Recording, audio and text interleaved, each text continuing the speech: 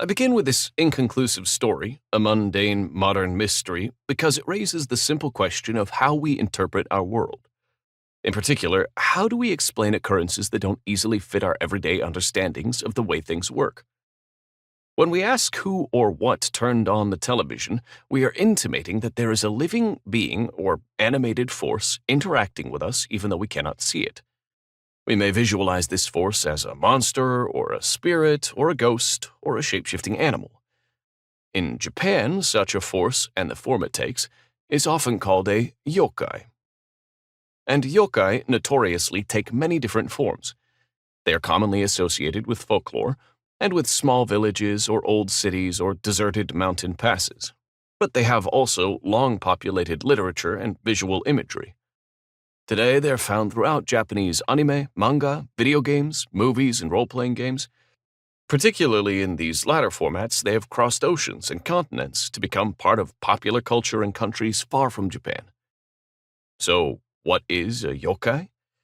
For now, let us just say that a yokai is a weird or mysterious creature, a monster or fantastic being, a spirit or a sprite. As this book will show, however, yokai are ultimately more complicated and more interesting than these simple characterizations suggest. Yokai may emerge from questions such as who turned on the television when nobody was around. But from there, they take us on a kaleidoscopic journey through history and culture. About this book. One common characteristic of yokai is their liminality, or in-betweenness.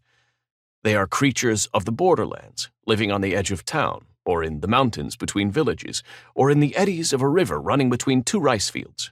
They often appear at twilight, that gray time when the familiar seems strange and faces become indistinguishable. They haunt bridges and tunnels, entranceways and thresholds. They lurk at crossroads. It is appropriate that this book about yokai also fits somewhere in between. While it is based on years of academic research and fieldwork, it is not intended only for scholars of Japan or experts on supernatural folklore. I hope it will contribute to their discussions, of course, but more important, I hope anybody with even a passing curiosity about these subjects will find it of interest. I try to present my ideas as clearly as possible, with little technical language. At the same time, I strive to do justice to the depth and complexity of the topic. This book then occupies a space between the academic and the popular, a position in fact similar to that of many books written about yokai and other subjects in Japan.